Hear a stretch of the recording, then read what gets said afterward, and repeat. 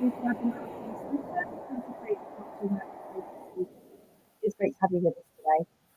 I'm Catherine, I'm Head of Content at Ciphr, and joining me is Anne Alcott, Head of Diversity. Welcome, Anne. How are you doing today?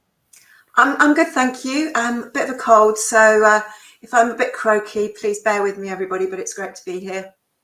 Yeah, thanks for joining us, Anne. Yeah, please bear with us today. We're on a new webinar platform and a little bit under the weather, but we're doing our best for you this morning. Here's the agenda for today. I'm going to give you a quick introduction to Ciphr before handing over to Anne, and she's going to tell us about the hallmarks of a speak-up culture, why your organisation needs to cultivate one, how you can go about doing that. We're also going to give you a preview of our new e-learning suite, and there'll be time, hopefully at the end, to run through some of your questions in a Q&A. So before we start, if you're new to Ciphr, here's the bird's eye view of our complete offering. Ciphr itself originally started as a HR software, central HR software solution, which we offer proudly still. And we have a variety of additional modules such as onboarding, recruitment, LMS and payroll. And now with Marshalls being part of the Ciphr family, we offer a suite of off-the-shelf e-learning content, and Marshalls experts also deliver a range of consultancy, workshops and bespoke e-learning courses and activities. So if you're interested in any of those aspects of our offering, feel free to get in touch with us. You can find us all at ciphr.com or email us at info@ciphr.com.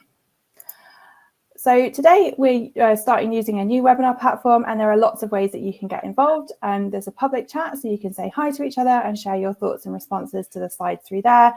We'll also be offering you the opportunity to take part in polls and quizzes, and you can send questions in for the Q&A. This webinar is being recorded, and the recording will be emailed to you afterwards. So with all that, I'm just going to tee up the introduction. So what is a speak up culture? We're going to start with a quick quiz. What are the hallmarks of a speak up culture? Let me launch that. That should be on your screen now. So what would you say are the hallmarks of a speak up culture? Tick any of the responses that apply to you. Options we've got there are feeling safe to share ideas and opinions, employees report concerns without fear of repercussion, staff feel confident to report misconduct and malpractice, feedback is welcomed and acted on, staff communications are monitored and reported back to managers, new ideas are ridiculed or shut down. So I'm going to leave that for about 30 seconds. And just while people are taking the chance to take the quiz, do you find that the hallmarks of a speak-up culture are widely known, or is it something that's still a little bit confusing or not well explained in the general HR sphere? Yeah, I think as we've seen from the quiz there, I mean, most people have a general idea about what speak-up culture is. I suppose what I'm going to explore that in a little bit more detail. I think the main thing that comes across for me is, people might know about, what it is, but there's a lot more to a speak up culture than just assuming that people feel safe and okay to speak up. It actually involves the organisation being quite proactive in creating that environment where people do feel okay to speak up. And, what does speak up mean? What are we asking people to speak up about? So I think, it's great. People have a general understanding and that's something they're really fully behind and want to encourage and create. But, let's think about it in a little bit more of a nuanced way. And how do we actually make it a reality? Yeah, and we're absolutely going to do that today. So thank you for everyone who took part in the quiz. I'm thrilled to say that 71% of you selected all the correct answers. So if you're part of that 71%, well done. And Anne's going to talk more about what those hallmarks are now. Okay, so, oh no, I'm going back. Why do you need to get? That's it. Sorry, I've got control of the slides now. Sorry, we're on a new platform, as Catherine said, just have to get used to it. So bear with us. Okay. So well done to all of you who correctly identified what the hallmarks of a speak up culture are. When I think of a speak up culture, I've got three words really that come to mind for me, and they relate to how employees feel and how employees are in your organisation. So my three words are empowered, safe and confident to do certain things. So a speak up culture is an environment where employees can flag evidence or concerns about misconduct, malpractice, actions or behaviours that maybe don't align with your organisational values, or where something just doesn't feel right, or where something has already gone wrong, or that there's a perception and a view that it's gone wrong. It's also a space where employees can share new ideas or solutions, or maybe propose a way of doing something that's outside what would be considered to be the norm or the usual or the expected way of responding or acting or behaving, or a policy or an approach. And I think a speak up culture is also about the opportunity and feeling empowered, safe, confident to be a dissenting voice. Maybe it's a bit about that being a critical friend, the thorn in the side. It's about disagreeing or having an alternative opinion. And hopefully in organisations, that's something that's welcomed, that's accepted. It means that we're not working in an echo chamber when different voices and disagreement can come to the table in a constructive way. But I think it'd probably be surprising to think about the number of employees who don't really feel fully able to say, I don't quite agree with what you're doing there, or what you're saying, or what we're proposing here. So I suppose 3 different aspects for me, 3 words: empowered, safe, confident for employees, about flagging concerns, things that they've seen that aren't quite right. It's about engendering, enabling new ideas, new solutions, and it's about disagreeing, being able to disagree or dissent, or in a constructive manner. So I think you just building on that a little bit more, there could be a whole range of situations where we're asking and encouraging employees to speak up. So it might be when they witness something, or it might be they might become aware of something in a different way. They might not necessarily have witnessed it personally, but they become aware of it through another route. They have a concern. So it might be about financial irregularities. It might be about unethical working practices.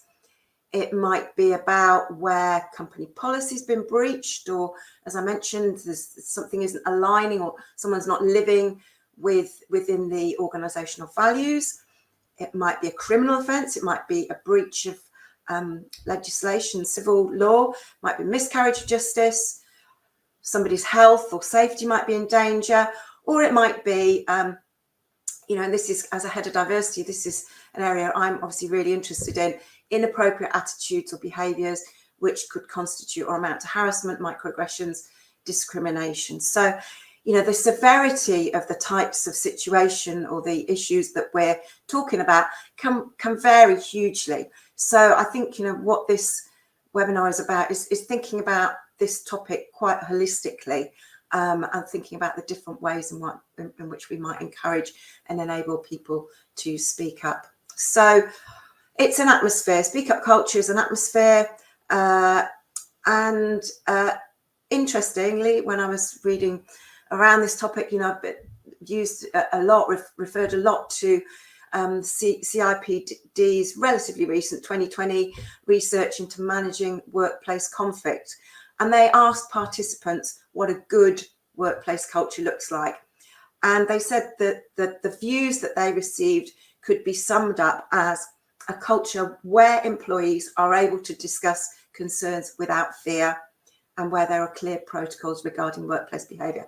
So this is what a good environment, a good workplace means to staff. So, as a starting point, that's very helpful to have that steer. Okay, so why do we need a speak up culture? Okay, and what we're going to be doing is we're going to be looking at the risks and the opportunities. Obviously, we want to minimise the risks and we want to maximise the opportunities. So I think it's worth recognising that organisations can be very severely impacted when things go wrong, when malpractice is exposed, or when inappropriate workplace behaviours are uncovered. And So this is really I suppose, a critical component of an organisation's efforts, not only to ensure compliance with the law, with policies, but also to address behaviours that are inappropriate before they escalate and before they become the latest news item. And yeah, it's about a sense of shared responsibility among employees for, you know, and communicating that everyone has this role to play in safeguarding themselves, other employees, the workplace, and the organisation's reputation. So we're going to look at the risks. There are opportunities. We're going to mention those in a moment, but let's take a closer look at the risks firstly. So if we're looking at bullying and harassment now, why does this matter? Sadly, bullying and harassment are still an all too present feature of workplace culture in the UK. And the CIPD report that I mentioned found that 15% of UK employees have experienced some kind of bullying, and 18% have observed it. So let's remember that we're asking people to speak not about just something they personally experienced, but also something about things that they may have witnessed. And this same research also found that 24% of employees think that issues such as bullying and harassment are swept under the carpet in their organisation. So that could imply that even when issues or concerns are reported or known about, appropriate action isn't taken. And I think moving on from that, you know, that has implications for the extent to which employees have the confidence to speak up because they don't have confidence in the actions of their employer, and that will impact this speak up willingness or ability. So we also have a stat from a company called Personio. They did very recent research this year, reveals that 44% of employees who had seen or experienced bullying at work chose not to report it. And that reflects, again, report findings from the CIPD, who found that 53% of people who'd been bullied or harassed in the previous 3 years hadn't reported the incident. And they also found that 34% of employers said that their top barrier to effective conflict management is that managers lack the confidence to challenge inappropriate behaviour. So it's a vicious circle, really. Staff are asked to report. When they do so, the issue isn't either addressed or it's dealt with ineptly, and that then discourages future reporting. So we have to be really, you know, we've got to get all our ducks in a row, really. Creating this culture, we're asking people to speak up, but when they do, we have to be able to be sure that people are trained and there are processes and policies in place that enable us to deal with it effectively, efficiently and appropriately. Okay, next slide then. So I'm just going to mention three cases. I mean, unfortunately, there seem to have been many cases that get into the news and they feel really extreme, and obviously the reputational damage is very severe and significant. So the first one is the CBI, the Confederation of British Industry, and you may very well be aware that the CBI actually has lost a third of its staff and its membership has declined. It's been left short of funds following allegations, and these spanned drug taking, harassment, assault, rape of CBI staff by their own colleagues, and there were complaints to HR. Those complaining felt their concerns weren't handled appropriately. That was disputed by the CBI. They said they hadn't discouraged women in this particular case from coming forward, and they said that staff had access to an anonymous complaints mailbox and to an external HR consultant. But the CBI has recognised that changes are required, and also that this means concrete action. Maybe that access to a mailbox just wasn't enough. What's the messaging that goes with that? just naming somebody, that doesn't mean people feel confident to go to that person. More needs to be done. So the CBI now has a 5-step roadmap for culture change, and this actually includes addressing outstanding reporting issues, laying the foundation for a strong speak up environment. Red arrows, an inquiry found predatory behaviour towards women was widespread and normalised. And in this case, I think what we realise is, you know, from a diversity perspective, is we need to understand that for some people, some groups within an employee demographic, speaking up may be more difficult. There may be different and distinct barriers to speaking up because particular groups are minoritized. They may feel marginalized within the workplace. They may feel that they are bringing a different experience to the norm, and therefore they have to take that longer leap and that bigger step to actually put their head above the parapet and to raise concerns.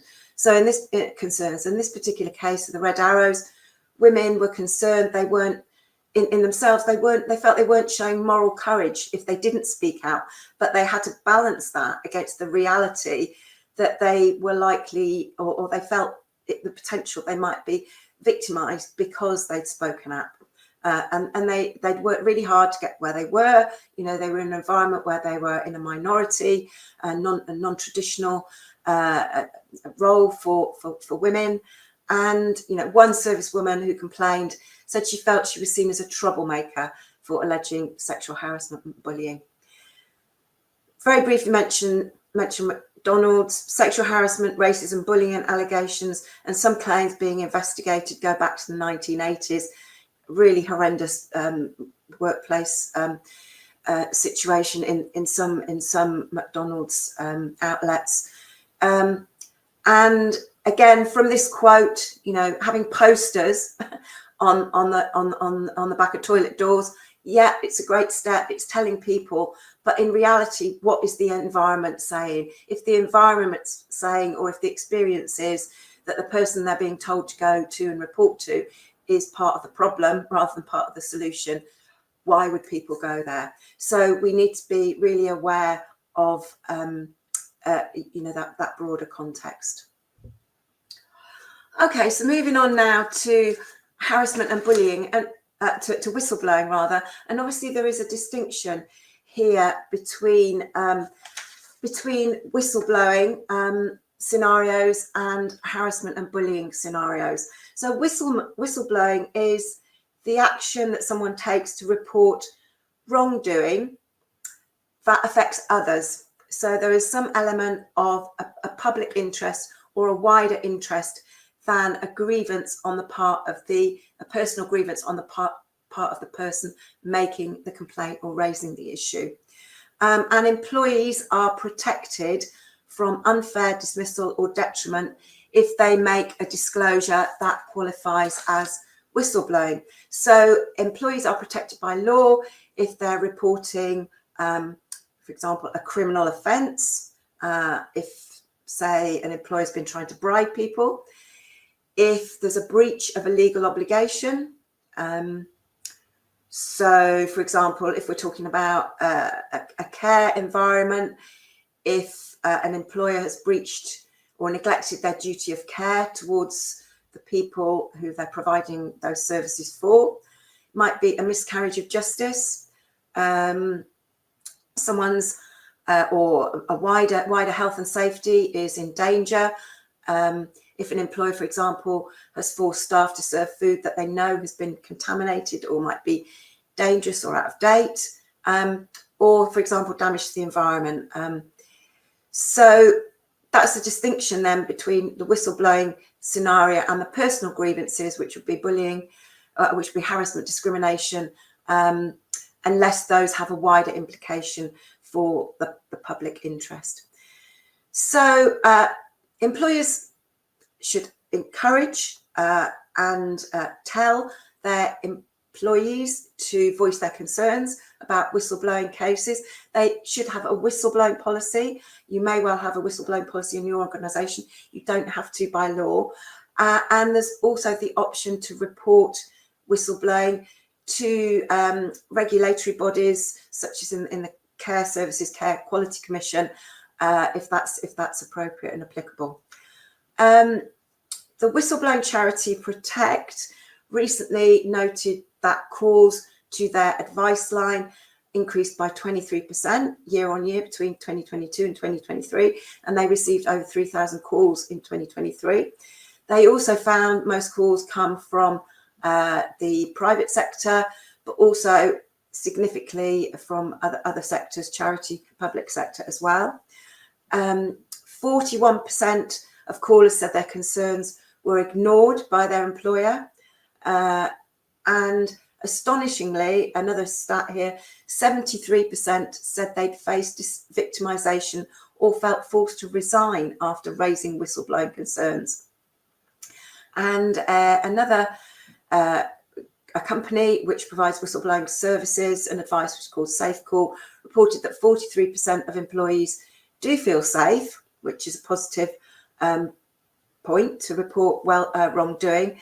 But they also found that 42% of employees who handle whistleblowing complaints themselves have only learned to do so through experience, or they're self-taught, or they don't have experience at all. So clearly there's a big training need there. Again, just a couple of cases which you will all be very familiar with, very high profile in the news. There was a case of a whistleblower on the Isle of Man who was awarded a really significant sum at tribunal after her reputation was found to have been destroyed, and she was unfairly dismissed because she'd whistleblowed over reactions and responses to COVID on the Isle of Man. Lucy Letby, those infant deaths were flagged by clinicians. Whistleblowing took place there, but clinicians more broadly have been saying if they have whistleblowed, not around the Lucy Letby case, but for other circumstances where there were unavoidable patient deaths, they're saying they fear the lessons from the Lucy Letby case haven't been learnt, and that the case isn't going to make much difference to their own claims for unfair dismissal because,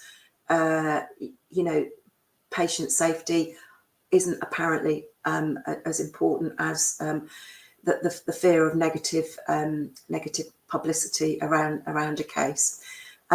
So are we taking lessons from some of these cases? Are we really learning from them and applying those lessons and what we learn into our own policies and practices?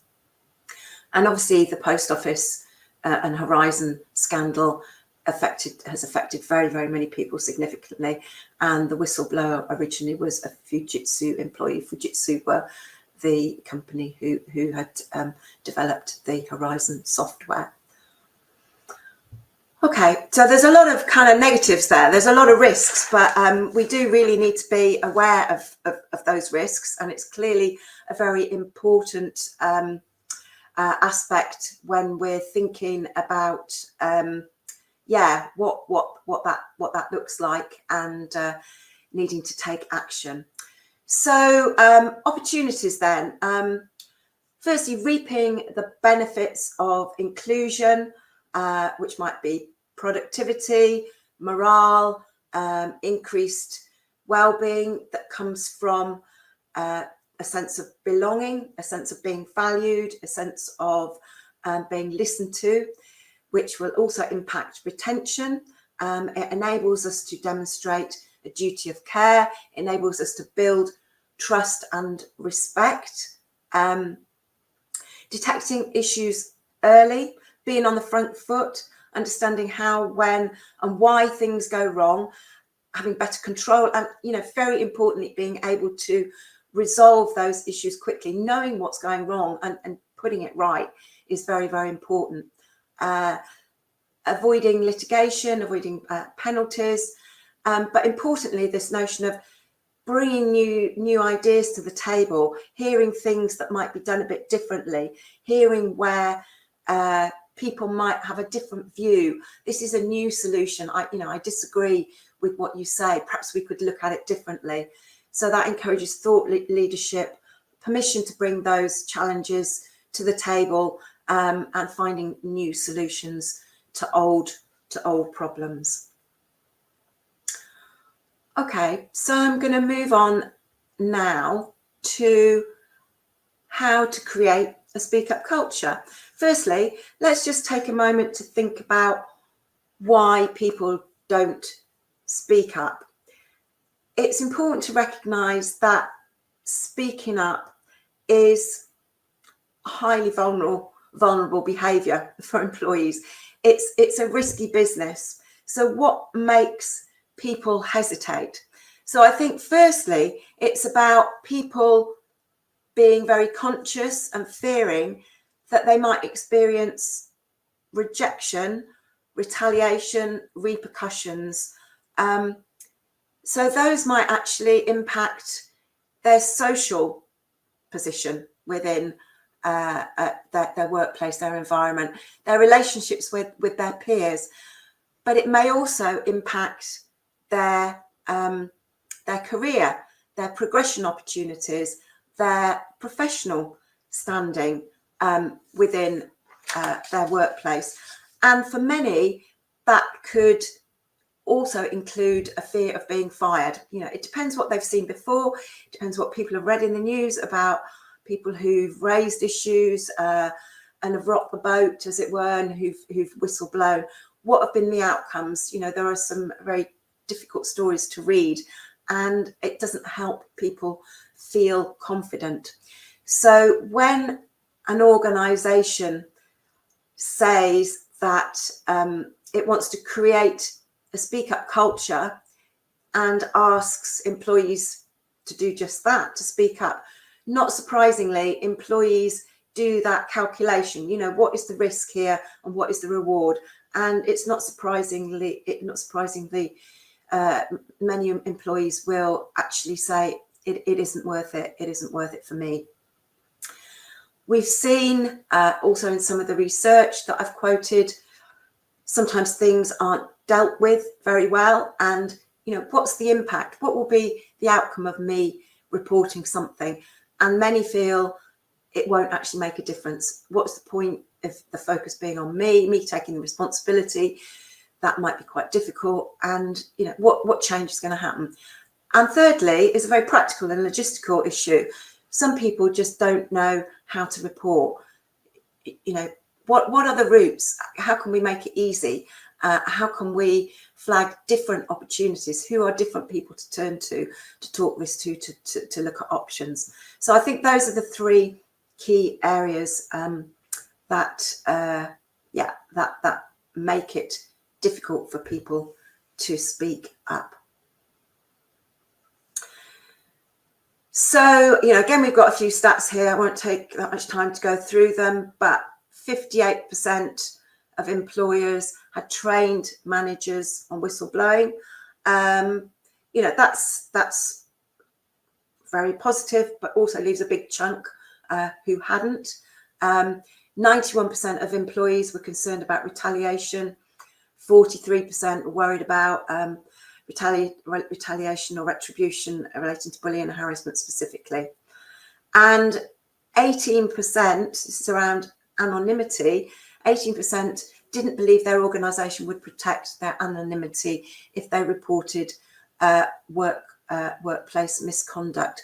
So I think, obviously, if people can report anonymously, so they don't actually disclose who they are, but they disclose an issue, that then becomes more difficult for organisations to address that, and the person reporting needs to recognise that, for example, if it's whistleblowing, and I mentioned there are protections for whistleblowers.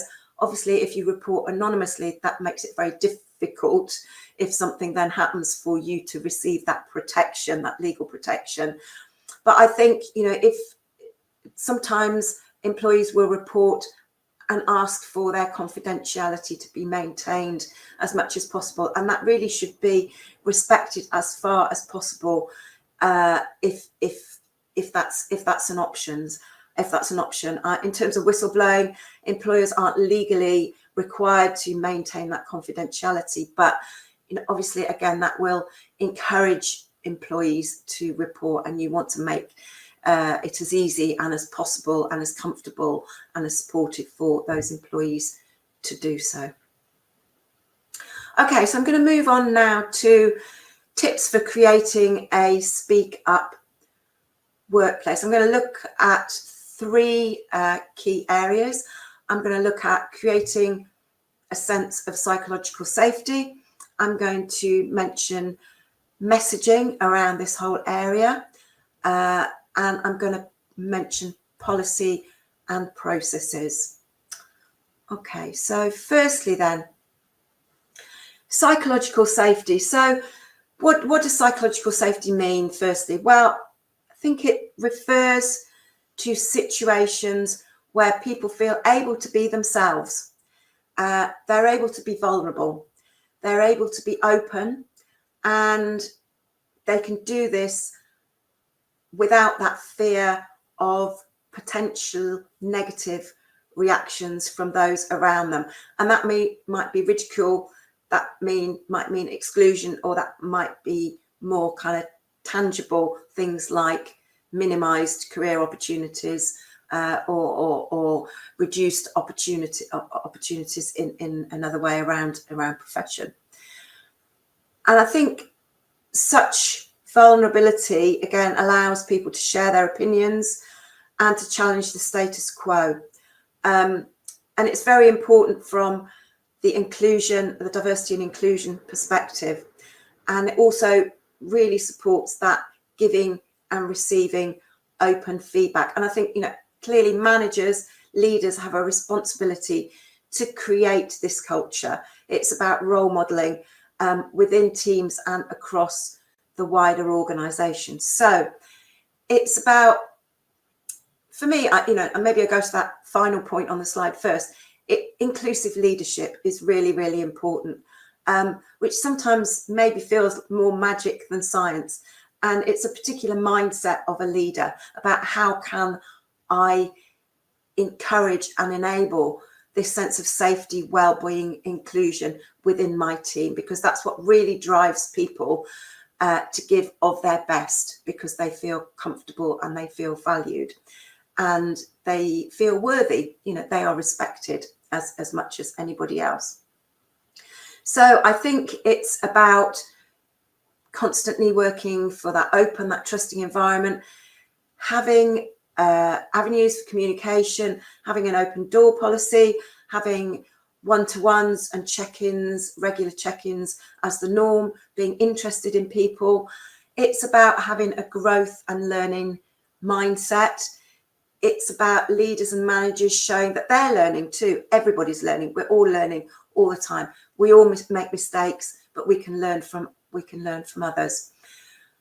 Strong employee resource groups, I think, are important. So these would be your staff networks.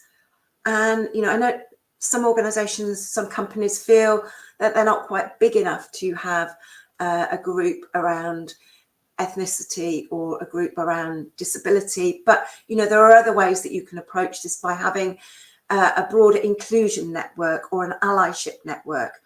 So these are places where people can maybe come together and share their concerns with people who they know are going to be supportive as a first initial step, and that they can then discuss and think about the most effective and safe ways of sharing those concerns more broadly with the organisation so that some action can be taken. It's about establishing and signalling a policy of zero tolerance for speak up retaliation. So making people feel confident that they're not going to be retaliated against if they speak up. That's part of creating safety.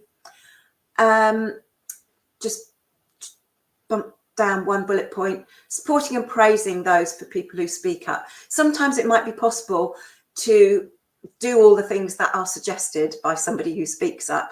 But it's important to praise and recognise those who do, even if you can't adopt or act according to exactly what they prefer, but you need to explain why that's not the case. I think going back to that example we had where we looked at the red arrows, and it was a group of women who spoke up, and recognising that those who feel marginalised or those who are in a sort of demographic minority within an organisation, it may be more difficult for them to speak up and to feel psychologically safe than others, because they may not fit into the norm of what an expected employee looks like or how they behave.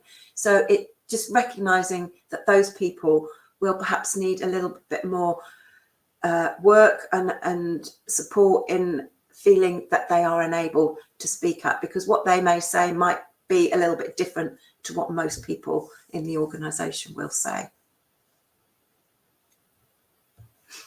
Okay, moving on to messaging now, and I think this is a really, really important point, is how do you promote, how do you position, how do you communicate your commitment to this speak up culture? So it's that, you know, you want to know, and again, some of this is about messages for the organisation to present, but it's also messages for line managers to consolidate with their teams. You want to know, you're authentic about your desire. You want to know about the good, the bad, and the ugly. Yeah, what are we doing well? What isn't working, and what is really problematic? It's also about positioning this that protecting up speaking up protects everyone. So it may feel like what you're speaking up about is about something that has affected you, but it's not just about you. It's about how other people may have behaved. It's about policies and practices that aren't right. Those things can affect others. So let's do this for the sake of all of us. Okay, so it's about that. It's about that shared responsibility. And try to signal speaking up as what is expected. We expect you, you know, we have organisational values, just moving to the next point, which say, you know, we will have integrity, we will operate with respect, we will do the best for everyone. You know, some of these values really speak to this speak up piece. That is what is expected of everyone. It's not just something, you know, that's a voluntary, it's expected or even required behaviour to speak up.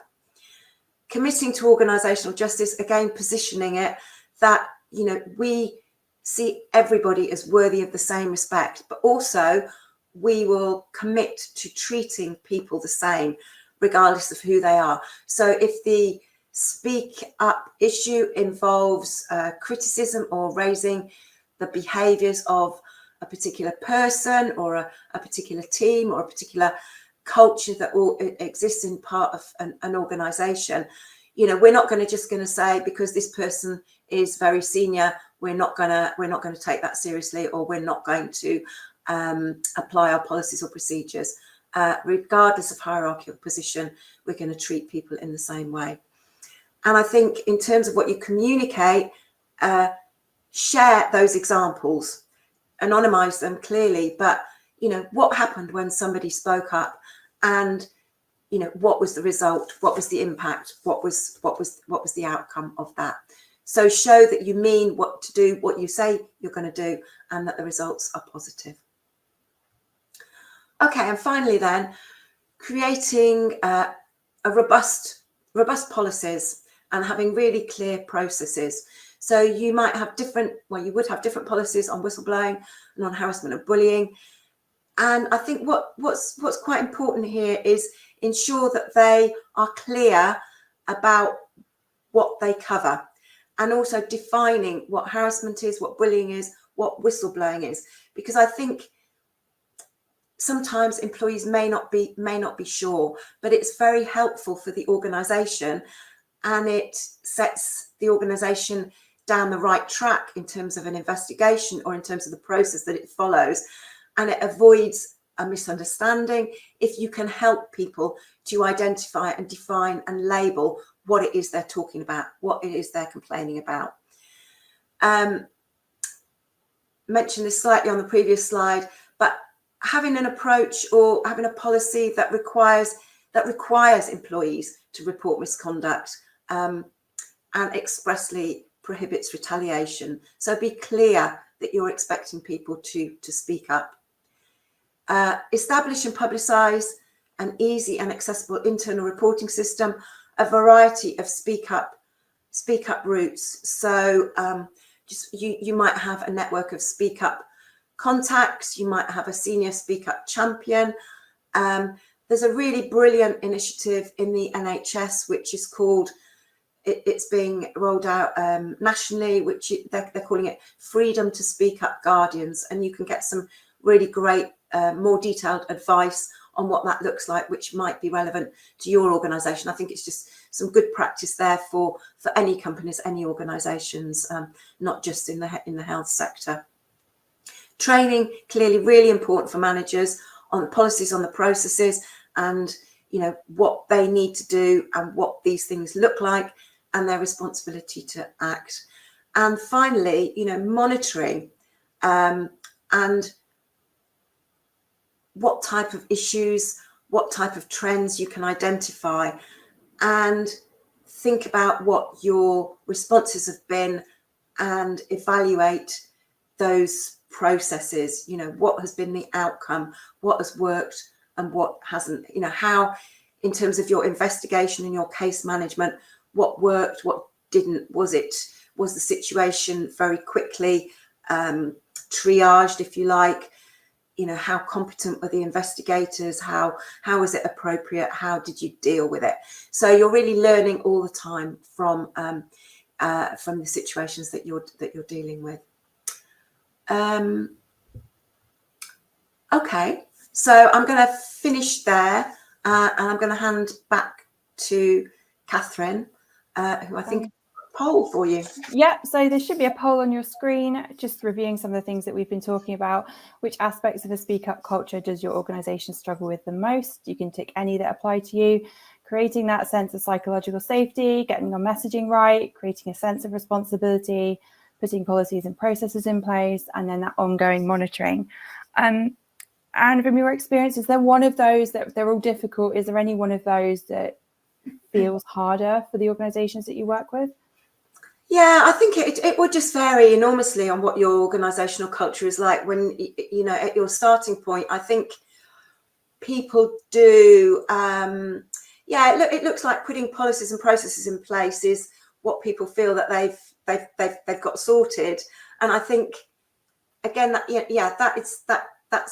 that's probably the basics, isn't it? Is like having it written down, what you intend to do, and how you're going to go about it. But it's actually making it a reality. I think probably, all those that have come up on the screen as being fairly similar. So we've got the monitoring. Yeah, sometimes that's something that organisations only think about after the event, but it's really important. Like as anything you do, when you start doing it, think about how you're going to evaluate it and how you're going to test whether what you're doing is working. So that is a piece that people need to pay attention to. Psychological safety, I think that is tricky because it's a little less sort of tangible, isn't it? It's about the culture that you create, and as I think I mentioned too, for me, that's about the inclusive leadership, inclusive management piece every day. How do you make people feel okay, as though they belong and included at work? How do you make people feel safe? Maybe it's about asking your team, what does feeling safe mean to you? And then respond to that. Have a conversation with teams, or a wider organisational conversation. Why do people not feel safe? What does that look like? I think, it depends on, what you do already. Sure, yeah. We're not going to dive into the question and answer, but just one of the things that poll has prompted for me is this creating a sense of psychological safety. The difficulty of doing that if you're working hybrid or remote, it hasn't actually popped up in the chat yet. I'm a little bit surprised that no one's touching on that, but it all depends on what organisation you're working in. If you're working in a remote first or a hybrid first organisation, creating that sense of safety and that trust between people who you aren't physically seeing can be quite challenging. So I'm gonna let you dive into the chat and see what's been happening before we loop back for the Q&A, because there's been some interesting discussions. And meanwhile, I'm going to share with you a preview of our new Speak Up Culture e-learning suite. It's a bit of a mouthful. So we're really thrilled to be launching this new suite today. So it comprises some existing courses from Marshall's catalogue, as well as some of the specific content around a Speak Up culture. So the suite itself contains sort of a preliminary module on building blocks for Speak Up culture. We're then diving deeper into things like whistleblowing, bullying and harassment, sexual harassment, micro behaviours, allyship, active bystander, how you can perform that role, and more inclusive line management. So the new suite brings together modules on these key topics in the space to increase awareness and understanding and ensure that the foundations are in place to create a culture that will support speaking up and create that sense of psychological safety. So it is your opportunity now, if you would like to opt in for a free trial of the course. So we are happy to offer a free trial of the foundational piece, the building blocks for a Speak Up culture. You can opt in to receive that free trial just by clicking the button on your screen now. And someone from our team will contact you afterwards to share that access information with you. That interaction is just going to stay on the stream for a few more minutes while I offer you a little recap of what we've been talking about today. So we've talked about the hallmarks of a Speak Up culture, and that a Speak Up culture goes beyond a place where people can voice concerns about workplace issues. It's about an atmosphere where people can feel confident enough to openly share new ideas and perspectives and to be a dissenting voice. It's important for preventing or handling bullying and harassment cases, as well as creating an environment where whistleblowers feel safe to come forward. Ultimately, a Speak Up culture helps to minimise risk and also maximise opportunity by allowing people to share their voice and opinions and feel included. We also discussed tips for creating a Speak Up workplace. These included creating a sense of psychological safety. That might be by offering different routes for raising issues, such as Speak Up champions or guardians, working on your messaging and putting policies and processes in place. Although the poll results showed us that many of you have successfully put the processes in place, it's just creating that supportive culture around it that is proving more of a challenge. We also very quickly highlighted that we are now offering a new Speak Up Culture e-learning suite with some of those modules that I discussed. And members of our team would be happy to discuss any of those individual modules or the suite itself in full with you separately as a follow-up to this call. So that's a really quick recap of what we've been talking about. We now have time for questions and answers. So, Anne, did you manage to pick up anything in the chat that you wanted to pick up on, or do you want me to have a look through and pick up some questions? Yeah, there's a lot of really interesting and helpful comments, you know, people talking about lots of words and few actions. I'm just scrolling through now. Yeah, somebody saying that changing the culture is a difficult one. In the past, under different direction, opinions, ideas often not addressed, and our long-serving employees still have the view which prevents them from speaking out. Yeah, I think, you know, that is incredibly challenging, isn't it? People come to different organisations, obviously at different points, and I think, you know, that's why actually keeping the messaging alive and continuing to work on that culture every day is so important.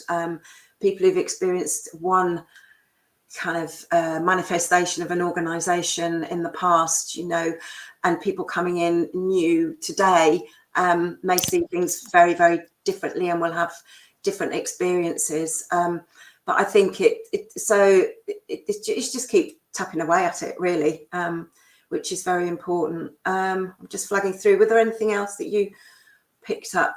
Catherine. Well, the great thing about the chat is that everybody's chiming in and answering each other's Yeah. questions, which is awesome. I guess I had a question around like involvement of leadership and talking at the very highest level and how crucial their role is, because you can put all the policies and processes in place. You can say it's safe to speak to a HR team, but if that very top level is not supportive and not actively promoting it, then you're probably going to fail. Yeah. So it's actually about as with anything, you know, people will not have the confidence unless they hear from the senior leaders that this is something that the organisation is committed to. And even then, you know, it can be a very big leap for people to actually take the risk, because sometimes what leaders say doesn't always, you know, map out in practice. So I think that risk versus reward piece for employees around speaking out is very real, and it's about the messaging. I mean, I think it's, for me, the subtle messaging around it's everybody's responsibility. I mean, in the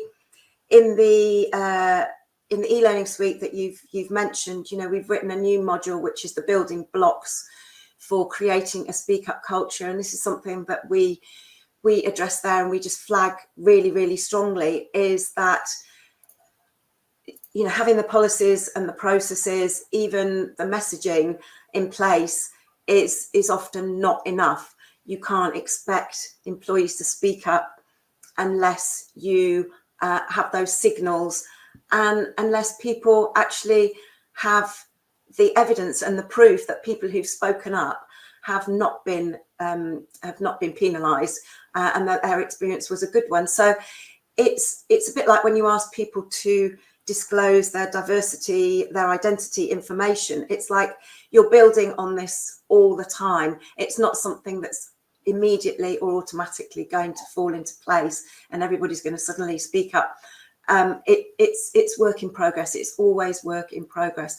I think I go back to the, you know, the having routes for others to share concerns is really important. And a couple of people on the chat mentioned unions, and apologies for missing that out. Absolutely, unions are a really important part of the piece to offer support and advice around this whole agenda. You know, I'm just conscious that some organisations, some companies aren't in that place where they have unions, but absolutely for those that do, that they are really huge sources of support and advice and guidance. But I think networks are important. Having people within the organisation who aren't immediately HR or your line manager, where you can discuss what's happened in that comfortable, safe space with people who are likely to have had experience that might resonate with them, and then you can together think about the most effective way of doing something. And sometimes, you know, you have people who speak up together as groups, which is very strong and very powerful as well, where individuals don't feel comfortable to do that themselves and individually. One thing I noted from early on in the chat was someone mentioned that they have the policies and process in place and supposedly has a speak up culture, but it's not until you're out of the office in a relaxed social environment that these things start to creep out of the woodwork, and that people feel safer, whether that's just by not being in the physical workplace or being in that social setting where everything feels a bit more relaxed and a bit more casual. I don't know what my question is, but I guess it's something like, how can we make more of that sense of feeling within the boundaries of the workplace, or is it helpful to offer more opportunities for people to interact socially in a more casual way in the hope that builds that trust and that sense of safety? Yeah, I think you know, the whole you know, working from home, hybrid working, remote working, virtual working, whatever, it's been a challenge. Interestingly, I did read a finding from one piece of research that they said which apparently revealed that speaking up had increased since people started to work more remotely, because people felt less close or in a way to the workplace, and perhaps the risks in terms of the social dangers of speaking up, they didn't feel them as acutely, because maybe you're not as close to your colleagues as you were when you were in the office with them every day. But I suppose there's also the chance that that remote working will mean that the social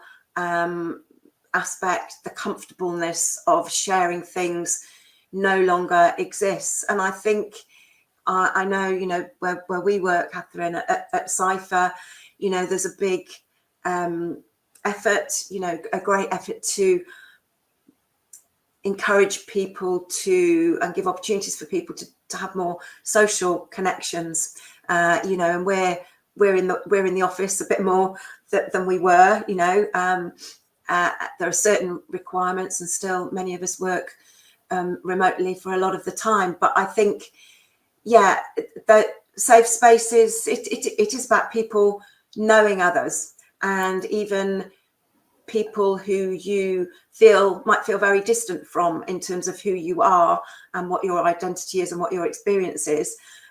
So often when you have the opportunity to engage with them socially, you find that actually there's a lot you have in common, and those relationships become much stronger.